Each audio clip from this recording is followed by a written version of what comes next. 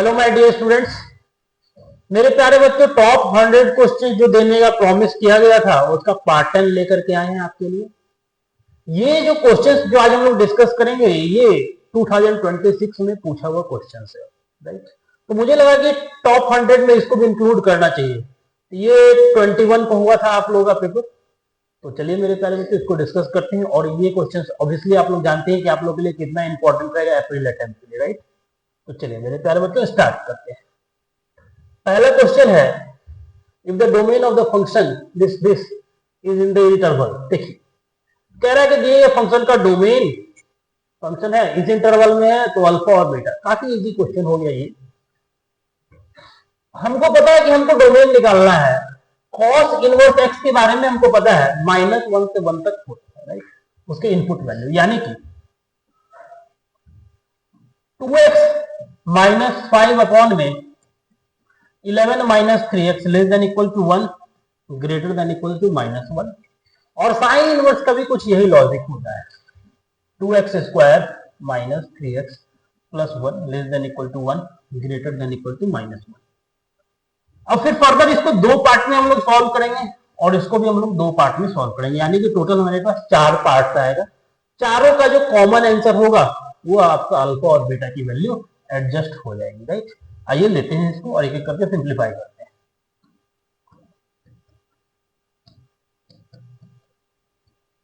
Greater than equal to -1,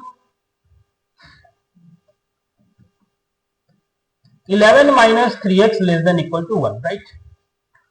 अब यहां पे देखिए इसको जब इस साइड लाएंगे तो ये पॉजिटिव हो जाएगा। 2x - 5 अपॉन में 11 - 3x plus 1 greater than equal to 0।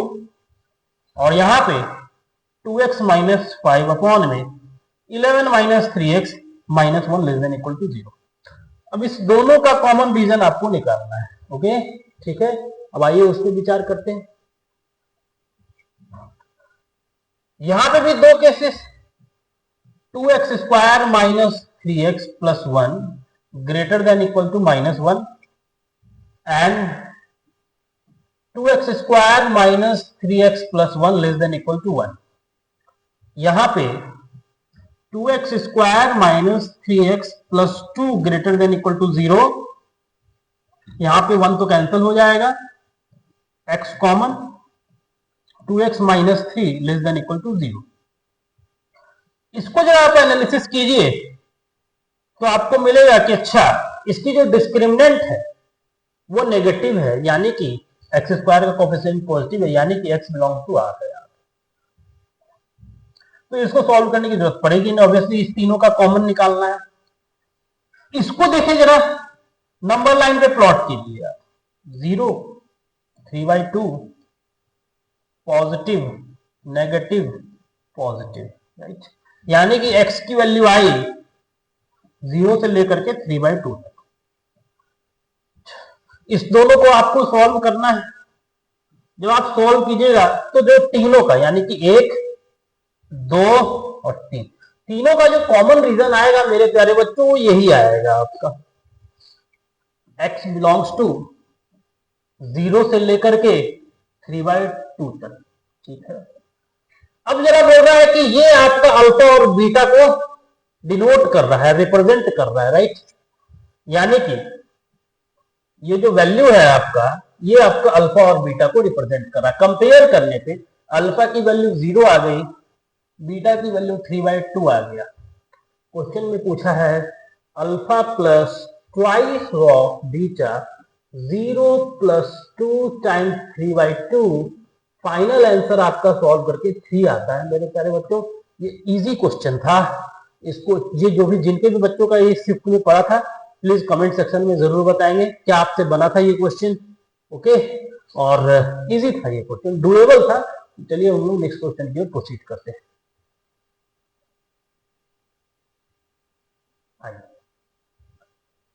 अगला क्वेश्चन है, the area of the region inside ellipse and outside the boundary by given by this. अच्छा जी, ठीक है, आओ जरा विचार करें। बोल रहा है कि आप एरिया निकालो। किसका जी? एरिया किसका निकालना है? ये जो एरिया बाउंडेड हो रहा है किसके किसके बीच हो रहा है, इलिप्स और दो लाइंस दिया हुआ है, यानी कि दो स्ट्रेट लाइंस, मॉड का ग्राफ बनाना पड़ेगा। ओके, देखिए पहले मॉड पे एनालिसिस करते हैं।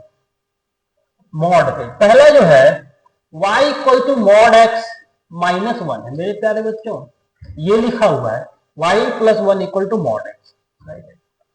मॉड का ग्राफ बनाइए, y में वन ऐड किए हैं, ग्राफ नीचे की ओर शिफ्ट करेगा, यानी कि जो ग्राफ बनेगा वो बनेगा ऐसा। और ये जो कोऑर्डिनेट है ये है 0, -1। ओके, दूसरा देखें क्या है जी, दूसरा क्या है, दूसरा है y equals to minus mod x plus one. y equal to minus mod x का ग्राफ डाउनवर्ड होता है, नीचे की ओर भी शेप होता है।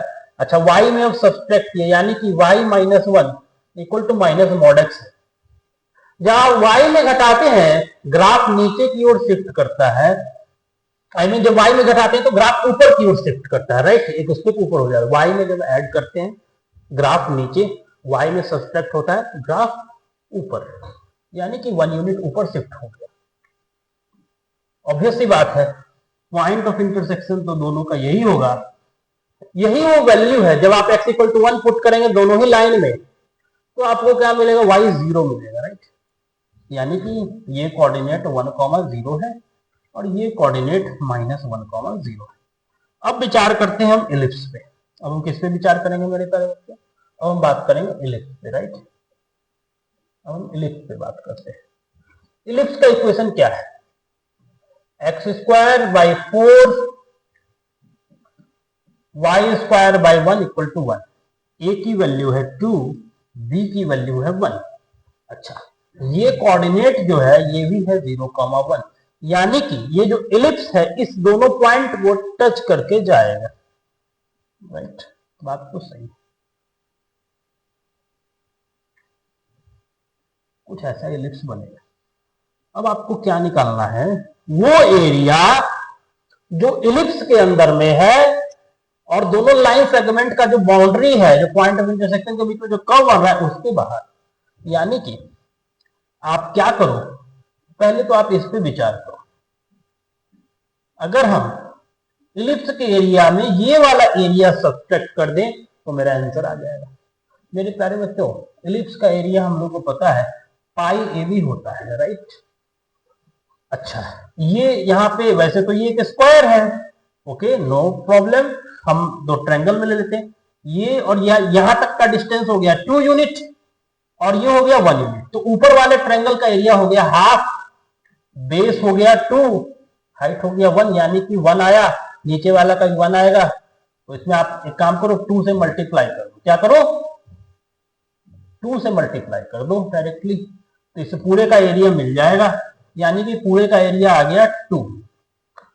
तो पाई ए बी में अगर हम 2 सब्सट्रैक्ट कर दें तो मेरा फाइनल आंसर आ जाएगा। ओके, तो फाइनली हम क्या लिखेंगे, पाई ए बी -2।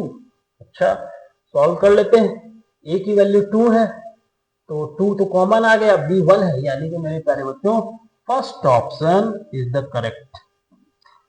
तो जरूर कमेंट करके बताइएगा था क्या ये क्वेश्चन आप लोगों से बना था, जरूर बताइएगा। आगे बढ़े, next, number of relation which are reflexive and symmetry both, दोनों रिफ्लेक्सिव भी हो सिमेट्री भी हो, काफी इजी है। नंबर ऑफ रिलेशंस बताने का एक फॉर्मूला है, डायरेक्ट आप इसको अप्लाई कीजिएगा। नंबर ऑफ रिलेशन क्या होता है मेरे प्यारे बच्चों, दोनों रिफ्लेक्सिव भी और सिमेट्री भी हो, वो होता है 2 की power n, n-1 divided by 2, where n is the number of element. Element क्या दिया हुआ है, a b c d, यानी कि n की वैल्यू क्या हो गई, 4 है। फाइनली क्या मिलेगा, 2 की पावर 4 इंटू 3/2, यानी कि 2 की पावर 6।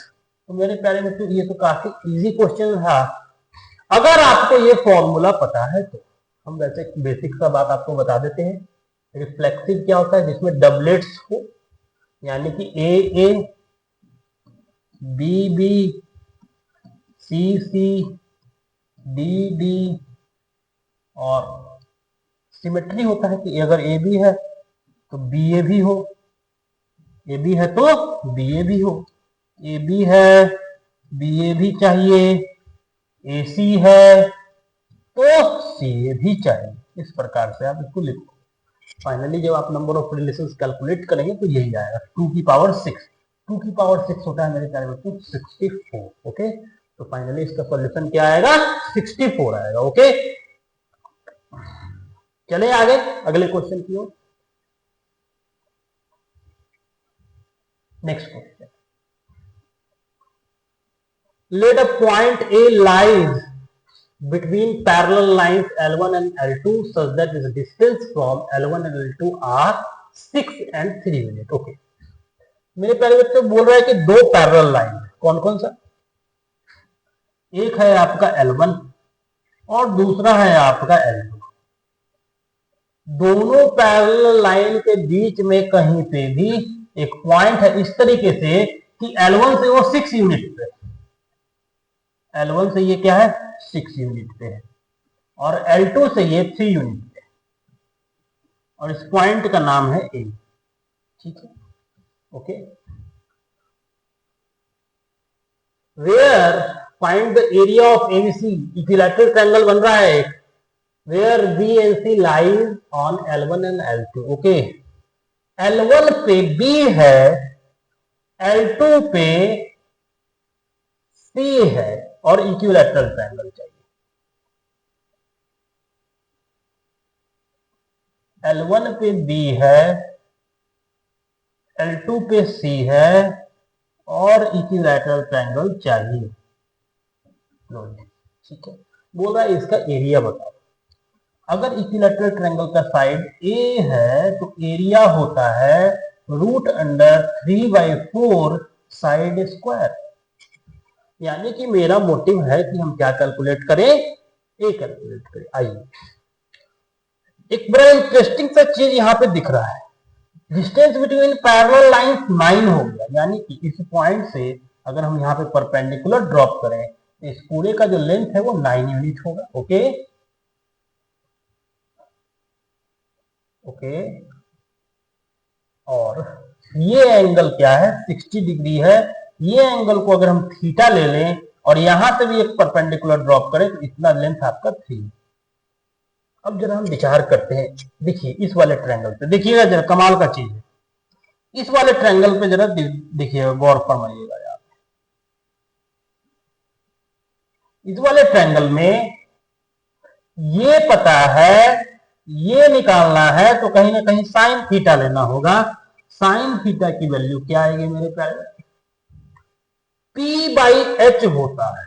यस, P/H होता है, यानी कि 3 अपॉन क्या होता है, ये वाला लेंथ क्या हो जाएगा, ए हो जाएगा, 3/8। ओके, ये आया आपका इक्वेशन। दूसरा एक काम हम और कर सकते हैं कि हम इस वाले ट्रायंगल पे भी विचार विमर्श कर सकते हैं। ये वाला ट्रायंगल जो आपका यहाँ पे ट्रायंगल का फॉर्मेशन हो रहा है, ये वाला ट्रायंगल, आई होप ये आपको दिख रहा होगा। ये वाला जो ट्रायंगल है इससे देखिए, इसमें जो एंगल बन रहा है वो 60 प्लस थीटा बन रहा है और ये साइड ए है और ये 9 है। ओके, यानी कि sine 60 degree plus theta equal to P/H 9/A, equation number 2।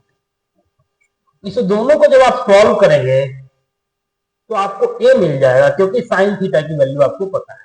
जब आप ए मिल जाएगा आपको, if you get a, then आप एरिया काफी इजीली इसका निकाल सकते हैं और सॉल्व करके हमको जरूर आंसर बताइएगा इसका क्या आएगा। ठीक है, कर लोगे। साइन ए प्लस बी का फॉर्मूला आपको पता ही है, साइन ए कॉस बी। ऑब्वियसली अगर साइन थीटा पता है तो हम कॉस थीटा निकाल ही सकते हैं और we will proceed in that. यही डुएबल क्वेश्चन था, बहुत ज्यादा टफ तो क्वेश्चन ये भी नहीं है। चलिए हम आगे अगले क्वेश्चन की ओर प्रोसीड करते हैं। आइए ये क्वेश्चन की बात करते हैं। नेक्स्ट वेक्टर का क्वेश्चन है। Okay, let a vector is given, b given and c be a vector such that a cross c equal to b. C vector के बारे में पूछ रहा है कि सी वेक्टर एक ऐसा वेक्टर है जिसका क्रॉस प्रोडक्ट ए के साथ बी आता है और फिर ए प्लस सी निकालना है, उसका होल स्क्वायर निकालना है। तो मान लेते हैं, क्योंकि क्वेश्चन में सी वेक्टर पे कमेंट नहीं किया, सी वेक्टर के बारे में नहीं पता, तो सी वेक्टर को सपोज करना होगा x i cap, y j cap, z k cap. Okay, अच्छा ए वेक्टर भी लिख लेते हैं। क्या है A vector? Minus i cap plus 2j plus 2k।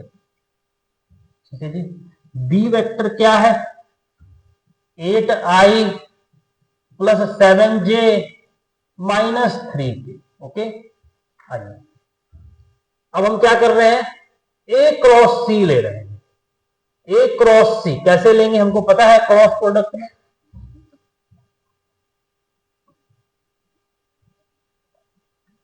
I J, A cross सी लिख रहे हैं। ए क्रॉस सी क्या आएगा जी? आई के साथ 0, लेकिन आई क्रॉस जे यानी कि 2x। अच्छा, आई क्रॉस जे के हो जाएगा। ठीक है, आई क्रॉस जे के हो जाएगा 2x के कैप,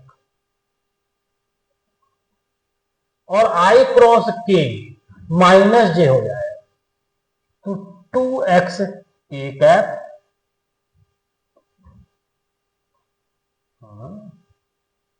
अब जे क्रॉस के भी निकाल लेते हैं, जे क्रॉस की आई हो जाएगा, यानी कि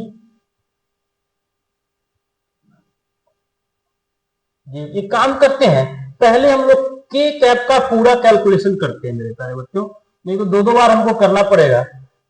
तो यहां पे हम के कैप लिखते हैं, या फिर एक काम करो पहले आई कैप लिखो और इसके बीच का पोर्शन सॉल्व करते हैं। आई कैप कैसे होगा? जे क्रॉस के से बनेगा, तो जे क्रॉस के निकालो तो आ गया 2y। अब क्या होगा? अब के क्रॉस आई से ही बनेगा, के क्रॉस आई, के क्रॉस आई आगे आपका माइनस जेड, तो माइनस जेड तो होता है माइनस आई होगा के क्रॉस जे, के क्रॉस जे, के क्रॉस जे आपको लेना है तो आ जाएगा 2z। क्या आएगा? के क्रॉस जे आ गया 2z, लेकिन के क्रॉस जे माइनस आई होता है तो आ गया माइनस 2z प्लस। इसी प्रकार से हम लोग जे कैप का भी विचार कर लेते हैं। जे के लिए हमको क्या चाहिए? आई, आई के क्रॉस आई चाहिए, के क्रॉस आई, के क्रॉस आई, के क्रॉस आई, के क्रॉस आई, के क्रॉस आई यानी कि माइनस जेड, और आई क्रॉस के, आई क्रॉस के यानी कि 2x यानी कि माइनस 2x। ठीक है मेरे प्यारे बच्चे, ठीक बोल रहे हैं। अब इसी प्रकार से हम क्या करेंगे, के कैप का भी लिख लेंगे। के कैप आई क्रॉस जे से मिलेगा, यानी कि यहां पे आ गया 2x और यहां पे आ गया आपका माइनस वाई यानी कि प्लस वाई। ठीक है मेरे प्यारे बच्चे। अब ये वेक्टर बी वेक्टर के साथ इक्वल है, इसको आप इक्वेट करो, 3 इक्वेशंस बन जाएंगे आपके सामने। ठीक है, इसको बी वेक्टर, तो आई वाला आई के साथ इक्वेट होता है, जे वाला जे के साथ इक्वेट होता है और के वाला के साथ इक्वेट होता है। आई वाला क्वांटिटी क्या है मेरे प्यारे बच्चों? 8 है। Twice of y minus twice of z equal to 8 आया। अच्छा, और क्या है जी? z plus 2x, 2x plus z, minus common ले लीजिए, माइनस को क्या किए हम? कॉमन ले लीजिए, तो 2x plus Z equals to, उधर 7 है तो इधर आ जाएगा माइनस 7। के वाला क्या है? माइनस 3 है, तो 2x plus y equal to आ गया -3। अब इसमें से इसको सब्सट्रैक्ट अगर हम कर दें मेरे प्यारे बच्चों, तो यही इक्वेशन बन जाएगा y minus z equal to 4। ठीक है जी हाँ, ठीक है। तो यानी कि यहां से इक्वेशन बनेगा नहीं, तो इसके साथ हमको डॉट प्रोडक्ट हमको निकालना पड़ेगा, क्योंकि हमको चाहिए सी वेक्टर, तभी जाकर के हम विचार विमर्श कर पाएंगे। डॉट प्रोडक्ट निकाल लीजिए, एक्स आई का आई के साथ, तो आई डॉट आई 1 हो गया, तो x plus y plus z क्या हो जाएगा, 4 हो जाएगा। अब हमारे लिए क्वेश्चन काफी इजी है, इन सारे को सॉल्व करके हम क्या कर लेंगे, x plus y plus z निकाल लेंगे। X plus y plus z निकालने के बाद ए वेक्टर के साथ ऐड कर देंगे। क्या करेंगे, ए वेक्टर के साथ हम क्या करेंगे, ऐड करेंगे, फिर उसका मैग्नीट्यूड का स्क्वायर, स्क्वायर रूट रिमूव हो जाएगा। सॉल्व करिएगा मेरे प्यारे बच्चों, 27 इसका आंसर आता है। ठीक है, जरूर सॉल्व करके हमको बताइएगा। तो क्या ये क्वेश्चन आप लोग से बना था, जरूर बताइएगा। चलिए हम लोग अब आगे प्रोसीड करते हैं। Next question, question number 6। क्या है ये question, let a1 a2 a3 an be GP of increasing positive term. अच्छा, जीपी में भी इंक्रीजिंग जीपी है, पॉजिटिव टर्म्स है। आइए देखते हैं जरा, इस पे विचार करते हैं। a2 क्या होगा, ए आर होगा, जीपी चाहिए भाई। ए3 क्या होगा, ए आर स्क्वायर होगा, और ए4 होगा ए आर क्यूब। इसका वैल्यू 64 है। क्या है, 64। तो ए की पावर आ गया 3, आर की पावर आ गया 6, 64। ए आर स्क्वायर क्या आ गया, ए आर स्क्वायर का होल क्यूब, 4 का क्यूब, ए आर स्क्वायर की वैल्यू आ गई 4, ए आर स्क्वायर ए3 था, ए3 की वैल्यू आ गई 4। ये तो काफी इजी कैलकुलेशन था। अगला देखते हैं, a1 plus a3 plus a5 क्या दिया हुआ है मेरे पेरेंट्स में, a1 plus a3 plus a5 की वैल्यू क्या है, 813/7। क्या है, 813/7। वैल्यू पुट करते हैं अगेन, a1 की वैल्यू a, इसकी वैल्यू क्या हो जाएगी, ए आर स्क्वायर, तो ये तो वैल्यू ऑलरेडी हमको पता है, इसको रहने दो। ए3 का वैल्यू डायरेक्ट पुट करेंगे, a5 हो जाएगा ए आर की पावर 4 इक्वल टू 813/7 माइनस 4। ये जो वैल्यू है इसकी वैल्यू 4 है, इधर जाकर के सब्सट्रैक्ट हो जाएगा। राइट, अब क्या करते हैं हम लोग कि अब या तो ए को हटाना होगा या आर को हटाना होगा, यही पॉसिबिलिटी है, कुछ भी हमको निकालना पड़ेगा। अब इजी हो गया हमारे लिए, आर स्क्वायर की वैल्यू आएगी क्या, 4/a, या फिर ए की वैल्यू आएगी 4/r square, 4/r square plus 4/r square, तो 4r स्क्वायर हो गया इक्वल्स टू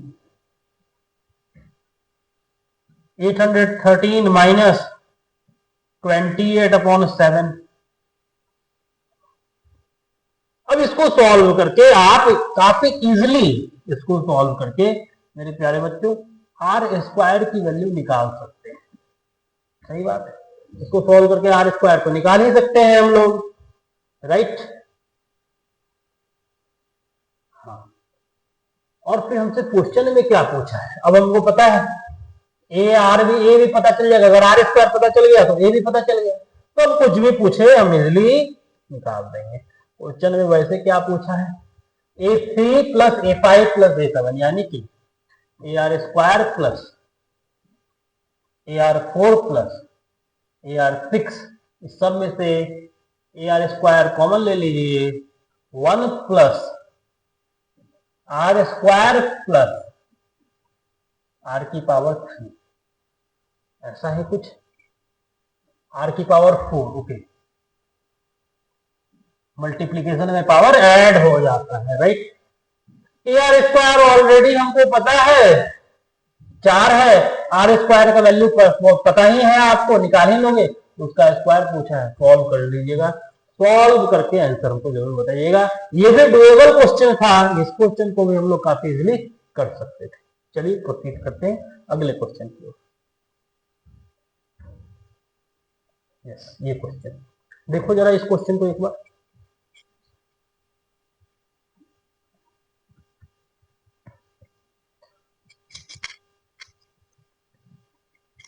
आइए बताइए जरा। Let C and D be the vector such that C plus D is equal to this. C cross this is equal to, जरा इस statement पे follow करो, इसको देखो जरा। यहाँ पर ये जो चीज लिखा हुआ है, ये गजब का सिस्टम में लिखा हुआ है। दोनों ही वेक्टर सेम है, दोनों ही वेक्टर क्या है, सेम है। अच्छा सेम है तो कुछ नहीं है, इजी हो गया बात हमारे लिए। मान लो उस वेक्टर को क्या मान ले, ए यूज नहीं है, ए वेक्टर मान लेते, C cross A equal to A cross D. अच्छा इसको इधर लाते हैं, सी क्रॉस ए, और हमको प्लस क्रिएट करना है क्योंकि सी प्लस डी पे क्वेश्चन को रोटेट करने का कोशिश किया जा रहा है, तो सी प्लस डी बनाने के लिए यहां प्लस, तो इसको उल्टा कर देते हैं, d cross A equal to 0 हो गया मेरे प्यारे बच्चों। यहां से C plus D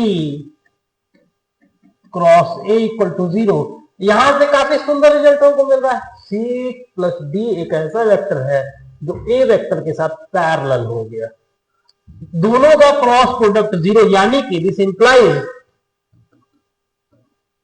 is parallel to, तो पैरेलल लैम्डा टाइम्स लिख देते हैं, लैम्डा यूज किया हुआ क्वेश्चन में शायद, यस के टाइम्स लिख देते हैं, के टाइम्स ए वेक्टर। ओके ओके मेरे प्यारे में, तो वेरी कम के ही समस्या ला।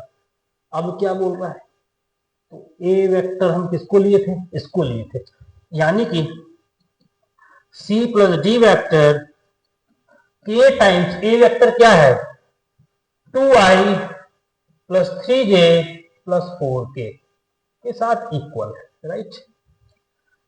अब आप क्या करो कि C प्लस डी का मैग्नीट्यूड पे कमेंट करो। ओके तो कितना दिया हुआ मैग्नीट्यूड, √29, तो यहां से C प्लस डी का मैग्नीट्यूड क्या आएगा, स्क्वायर रूट, तो k बाहर आ जाएगा, k स्क्वायर, इसका स्क्वायर प्लस इसका स्क्वायर प्लस इसका स्क्वायर होगा, तो सब में से k स्क्वायर बाहर, तो k बाहर आ गया। अब क्या लिख सकते हैं इसको, 4 प्लस 9 प्लस 16, एक मिनट, 4 प्लस 9 प्लस 16, मेरे प्यारे बच्चों ये तो √29 बन रहा है, ठीक है जी। ये क्या बन रहा है, मैग्नीट्यूड है ये C प्लस डी का, और इसका वैल्यू इधर दिया हुआ है √29। अच्छा ओके, तो इसको हटाते हैं अगर, तो k √29, तो इधर प्लस माइनस लग जाएगा, यानी कि मेरे प्यारे बच्चों k का वैल्यू +1 और -1 आया, k 2 आया हमारे पास, कौन कौन सा वैल्यू आया k का, +1 और -1। अब जरा सा देखिए आगे का प्रोसेस,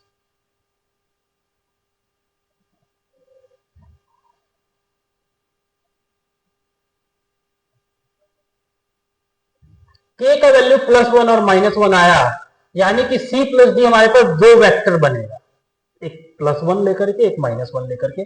आइए सॉल्व करते हैं dot product, C plus D दो वेक्टर है, दोनों वेक्टर को हम पहले लिख लेते हैं,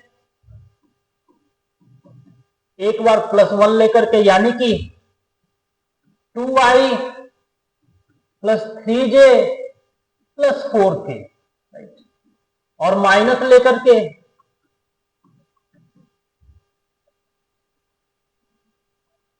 माइनस बाहर रख देते हैं, 2i plus 3j plus 4k। अब इसका डॉट लेना है हमको उसके साथ, चलो, और फिर हमको λ1 और λ2 आएगा। मेरे प्यारे बच्चों इसका डॉट जब आप इसके साथ निकालोगे तो दो वैल्यू मिलेगा, एक λ1 और एक λ2। क्वेश्चन में बोल रहा है बड़ा वाला वैल्यू लैम्डा 1 है, तो आई थिंक 4 और -4 आएगा, 4 और -4 आएगा, तो लैम्डा 1 की वैल्यू बड़ी वाली यानी कि 4, लैम्डा 2 की वैल्यू -4। ओके, ठीक है, मेरे पास सॉल्व करके लैम्डा 1 और लैम्डा 2 निकल गया। अब बोल रहा है कि ये जो सर्कल का इक्वेशन को रिप्रेजेंट करे। अब यहां पे एक बेसिक सा बात हमको अगर पता है तो उसको कर सकते हैं। सर्कल के इक्वेशन में एक्स वाई का कोफिशिएंट क्या होता है, 0 होता है, राइट। तो ये वाला क्वांटिटी को क्या होना होगा मेरे प्यारे बच्चों, 0 होना होगा, और एक्स स्क्वायर और वाई स्क्वायर के कोफिशिएंट इक्वल होते हैं। सर्कल का कंडीशन तो यही है कि एक्स स्क्वायर और वाई स्क्वायर का कोफिशिएंट इक्वल हो, एक्स वाई का टर्म ना हो। ओके, यानी कि k square equals to 3k plus lambda 2, lambda 2 यानी कि -4/2 इसके साथ इक्वल हो, पहला condition.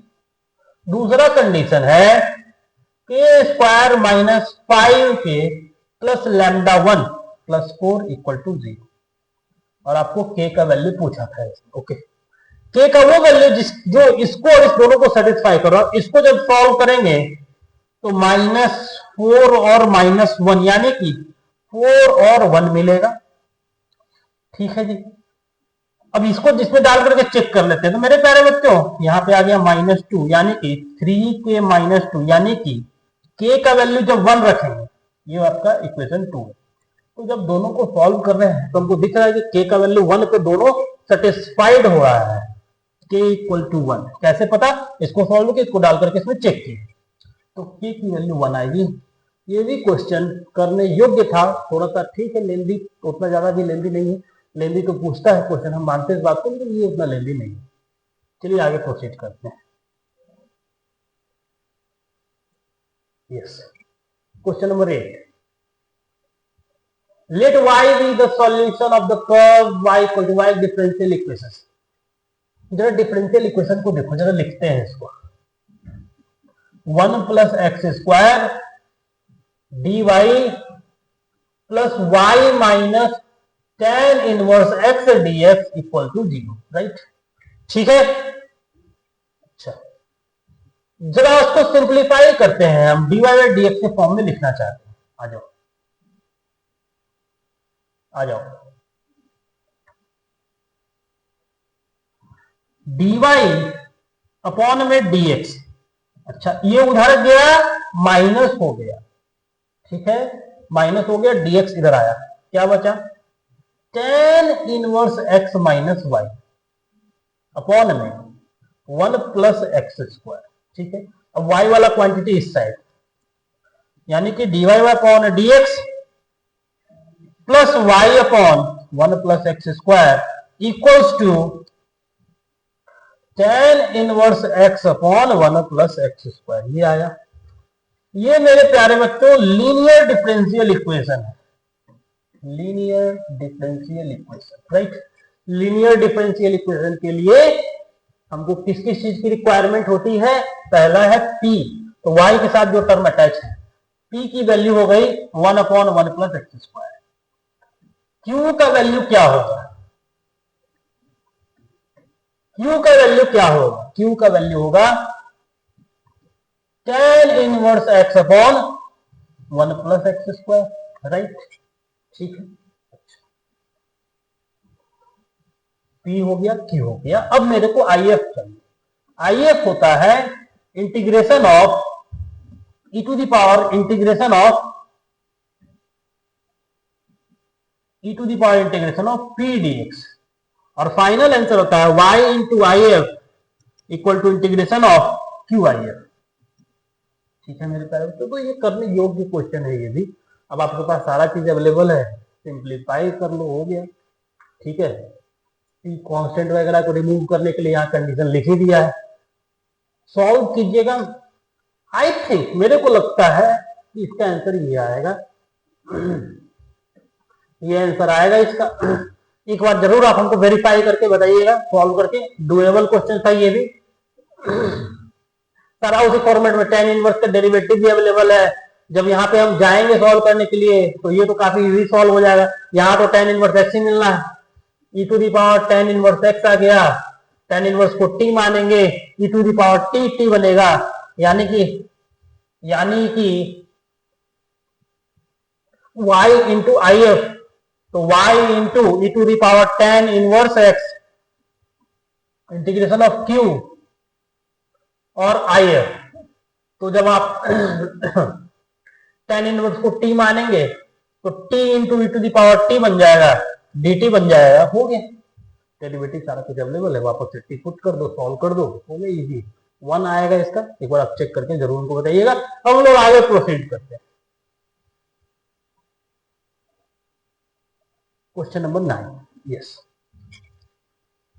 The number of strictly increasing function from this. ये थोड़ा सा विचार करने योग्य है। देखिए जरा, बोल रहा है कि एक सेट ये है और दूसरा सेट ये है और f of y not equal to this, number strictly increasing functions कितना बनेगा वो हमको बताना। आओ, दिस टू दिस जा रहे हैं, यानी कि इनपुट में हमारे पास 1 2 3 4 5 6 ये है, और आउटपुट में हमारे पास 1 2 3 4 5 6 7 8 9।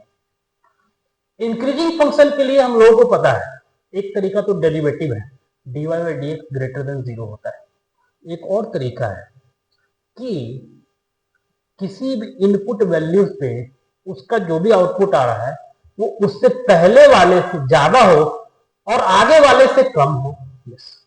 स्ट्रिक्टली इंक्रीजिंग में इक्वलिटी होल्ड नहीं होता है, ये भी हम ध्यान में रखेंगे। अगर मैं आपको बोलूं कि एफ ऑफ 1 इक्वल टू 2 पे विचार करो, मेरे प्यारे बच्चों, एफ ऑफ 1 है अगर, तो बोलता है कि आई नॉट इक्वल टू आई, यानी कि 1 इक्वल टू 1 नहीं हो सकता, तो 1 इक्वल टू 2 लिए। तो अब विचार कीजिए, 1 हो नहीं सकता था, आउटपुट में विचार कर रहे हैं, 1 हो नहीं सकता। अगर हम एफ ऑफ 1 इक्वल टू 2 लिए, ध्यान से समझिएगा जरा, एफ ऑफ 2 इक्वल टू 2 नहीं होगा, कांस्टेंट नहीं होना चाहिए, यानी कि अगर 1 पे 2 मिल रहा है, ठीक है, तो 2 पे 2 कहीं मिलना कांस्टेंट को रिप्रेजेंट करता है, यानी कि ये दो पॉसिबिलिटी हमारे लिए फिजिबल नहीं है। हमारे पास बचता है 7 ऑप्शन, ठीक है, बड़ा वैल्यू चाहिए, 3 हो सकता है, 4 हो सकता है, 5 हो सकता है, स्ट्रिक्टली इंक्रीजिंग बोल रहा है। और यहां पे क्योंकि 1 हम हट ले चुके हैं तो 1 को दोबारा हम लेंगे नहीं, 1 ऑलरेडी इंक्लूड है, तो यहां पे हमारे पास 5 ऑप्शन है। तो एफ ऑफ 1 इक्वल टू 2 के लिए हमारे पास इस 7 में से 5 ऑप्शन को चूज करने की पॉसिबिलिटी है, इसको हम लोग बोलेंगे 7C5। ओके, अगर हम 2 लेते, यानी कि एफ ऑफ 1 इक्वल टू 3 लेते, यस 3 लेते, तो क्या होता, तो यहां पे अब 6 पॉसिबिलिटी आ जाती और अब 3 नहीं हो सकता, ठीक है, क्योंकि वो ऑलरेडी ले चुके हैं, तो यानी कि 6C5 होता। अगर एफ ऑफ 1 इक्वल टू 4 लेते तो ये 5C5 हो जाता। अब इससे नीचे हम नहीं जा सकते, एनसीआर में हमको पता है r is always less than equal to n होता है, ठीक है, यानी कि यही 3 केसेस हमारे पास फिजिबल था चूज करने के लिए स्ट्रिक्टली इंक्रीजिंग के लिए, 7C5 प्लस 6C5 और प्लस 5C5। मेरे प्यारे बच्चों, 5C5 की वैल्यू तो 1 होती है, 5C5 की वैल्यू तो 1 होती है, तो 5C5 को हटाओ, 1 लिख दो, 7C5 यानी कि 7C2, ओके, 6C5 यानी कि 6,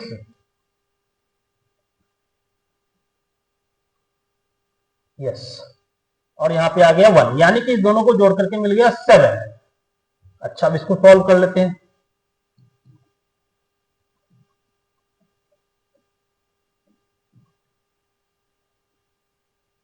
ट्वेंटी वन, तो आया 21 प्लस 7, यानी कि मेरे प्यारे बच्चों आपका आंसर आया 28, यानी कि 4 ऑप्शन करेक्ट है। जरूर इस क्वेश्चन पे एक बार विचार कीजिएगा, मैं यहां पे लिख देता हूं, मस्ट रिपीट, रिपीट इट। काफी सोचने वाला क्वेश्चन है। ये सारा चीज आपको एक बार में क्लियर नहीं होता है, जब आप खुद इसको विजुअलाइज करोगे, अच्छे से करोगे, तब आपको ये क्लियर होगा। ठीक है, चलिए आगे। ये क्वेश्चन मैं आपको होमवर्क में देता हूँ। एक क्वेश्चन तो मैं होमवर्क में दे ही सकता हूँ आपको, 10 क्वेश्चन का हमारा टारगेट रहता है, तो ये क्वेश्चन मैं आपको होमवर्क में दिया हूँ। आप इसको खुद से सॉल्व करके कमेंट सेक्शन में बताएंगे मेरे प्यारे बच्चों। तो जरूर बताइए ये सारा क्वेश्चन आपको क्लियर हुआ कि नहीं हुआ, और इसके आगे फिर हम लोग नेक्स्ट क्लास में प्रोसीड करेंगे। आज का क्लास हम लोग यहीं तक रखते हैं, मिलते हैं आपसे अगली क्लास में और फिर इसको हम लोग कंटिन्यू करेंगे। ओके मेरे प्यारे बच्चों, मेहनत करते रहिए, आगे बढ़ते रहिए।